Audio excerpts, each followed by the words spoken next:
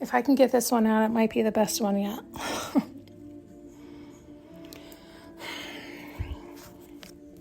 We often talk about what's your intention, where it's coming from, is it really your heart's desire, all these things. Don't leave your alignment, don't get up from your seat, all these things. You hear a million different ways. It's the same idea. Stay connected to you. Do you know you? Do you know what you want? Why are you doing that? Is it to get outside yourself?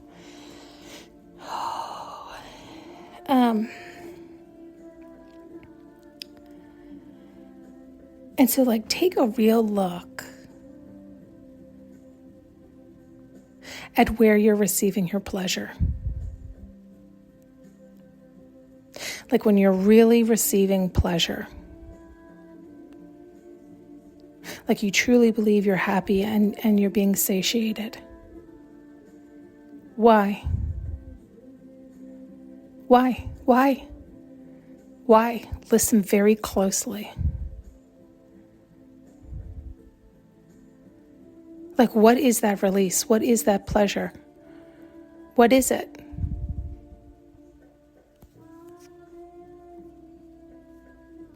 A lot of times it is still seeking outside of you because you still think you're being perceived a certain way. It's still your ego perceiving. And that perception releases the pleasure.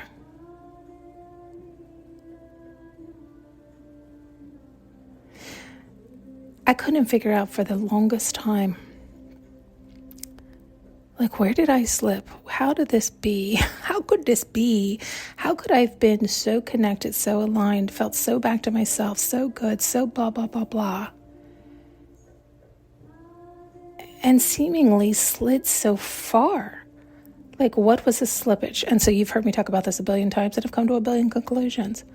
But recently something else just smacked me, and it was my line of thinking.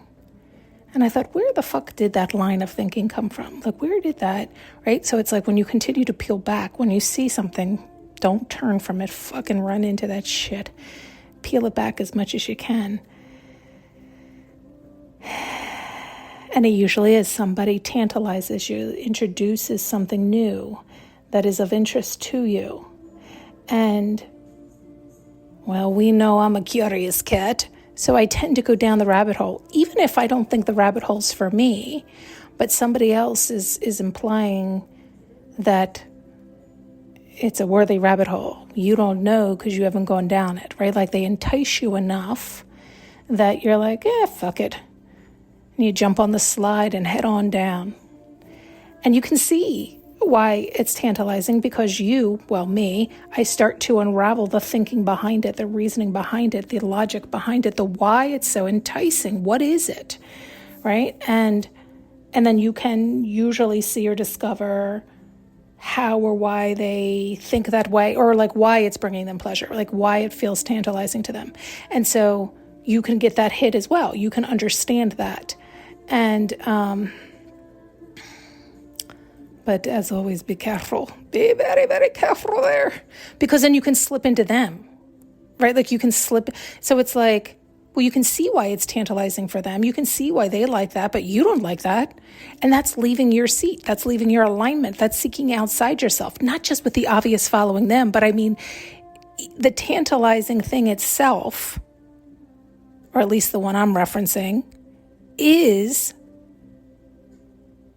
that's where I was confused. That's what it was. It was I was seeking outwardly in that line of thinking as well.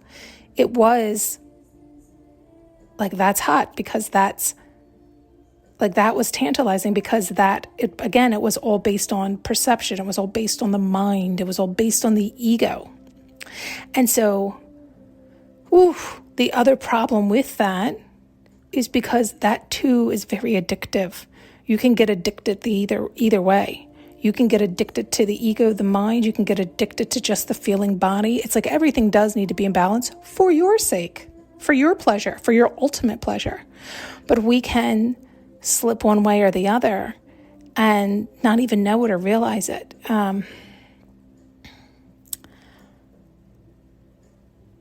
I mean, really, I'm telling you, the way that just smacked me, where it was like, because I was really trying to pay attention, and it was like, okay, so why does my mind jump there? What is that there? What, it's like you keep, and you just try to observe it.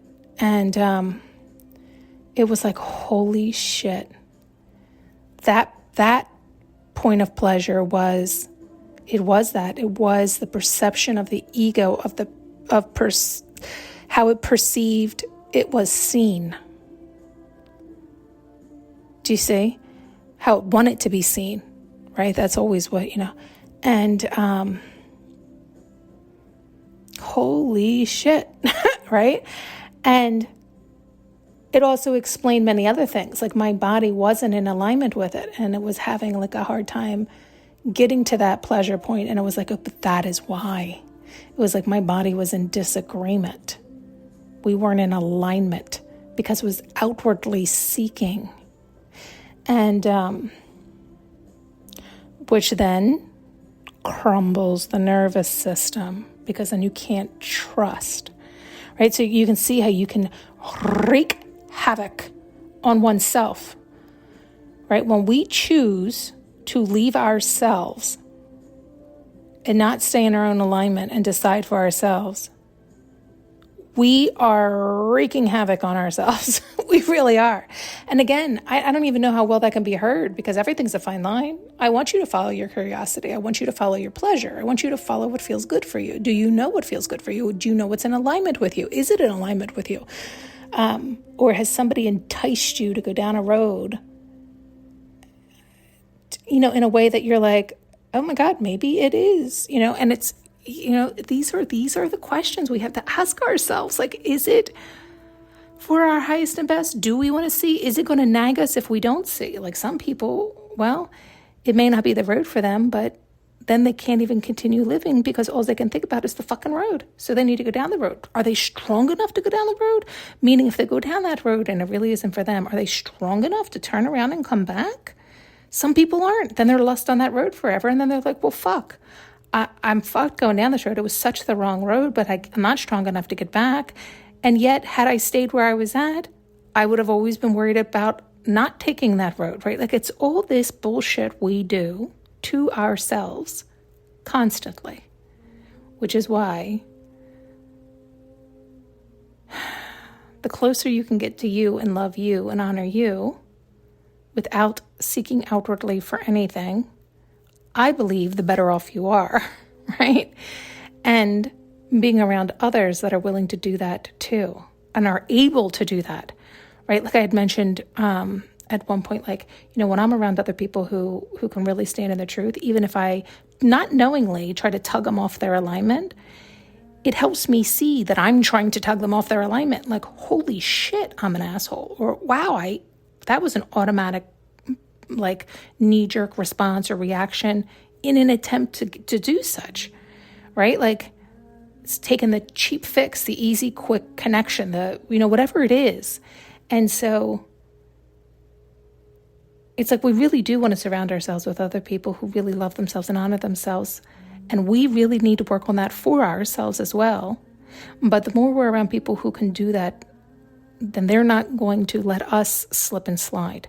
And it's not because they're holding us up. It's not because of anything other than they're setting the example. And we want to learn, we love ourselves. So you have to want to learn, you have to want to love yourself.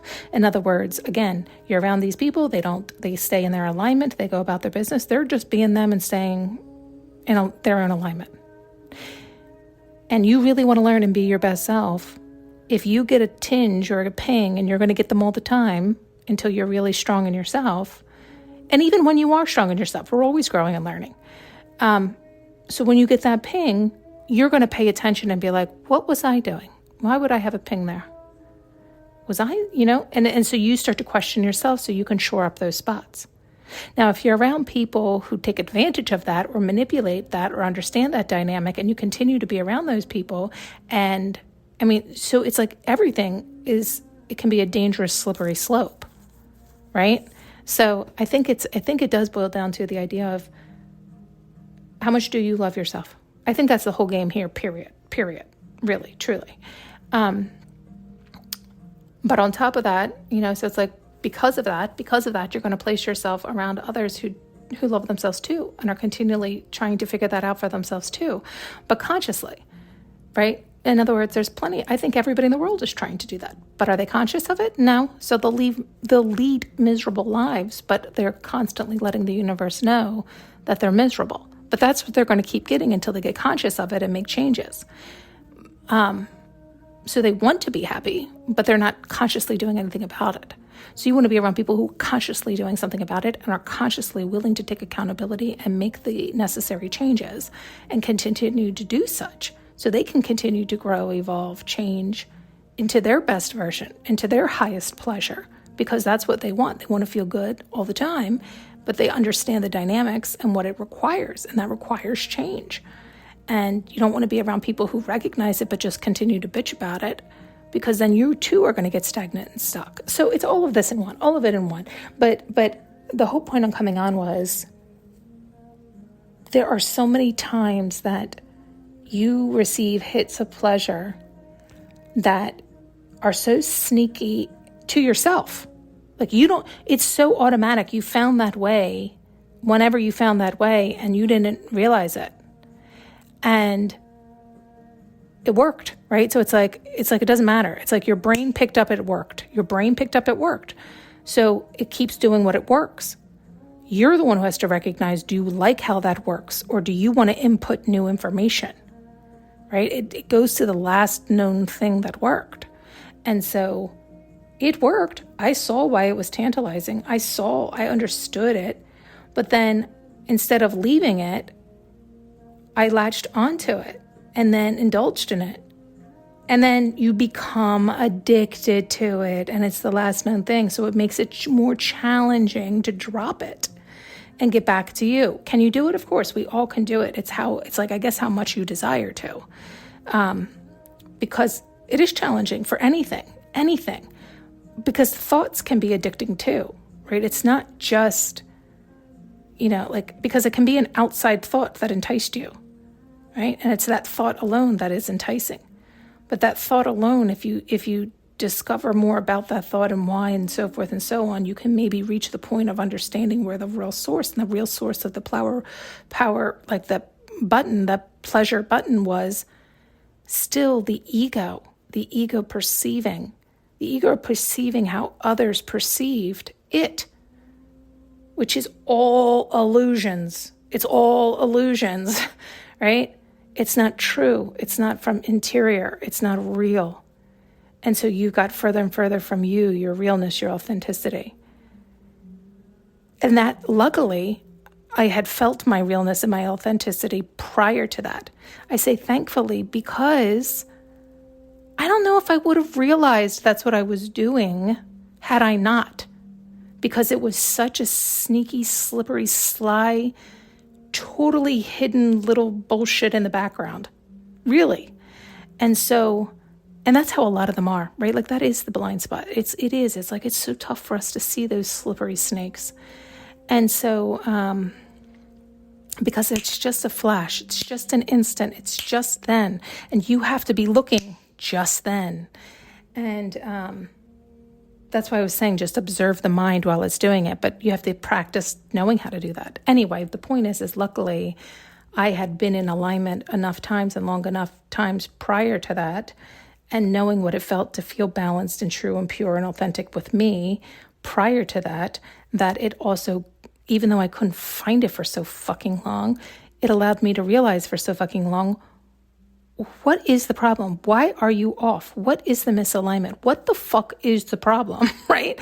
So it's like I'm so happy I was able to see that problem that has been that one of, I'm sure, millions of others, but one of the really bristling ones that was harming me, but I couldn't figure out where the fuck it was to pull it out.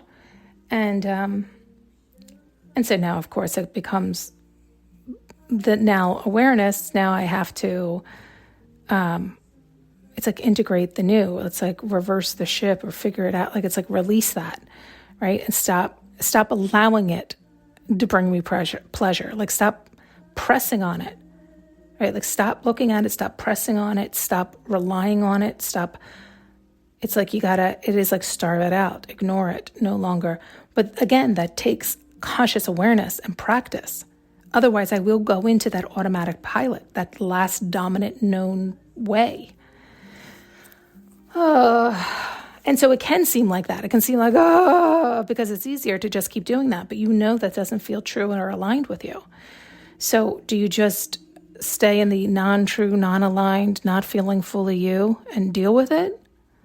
Or do you do the hard thing that'll take some time, but then you'll feel so much better to be back to you? And that's a choice. That's everybody's choice. Everybody always gets to choose. And again, I think for me, a lot of it is because I'm so thankful that I had felt me before. I knew me before I was aligned. There's times where I was aligned enough, knew me enough, authentic enough that I could feel the variation, even though it was so fucking slight. This one was a serious slippery one. Oof, but boy, does it feel good when you get it.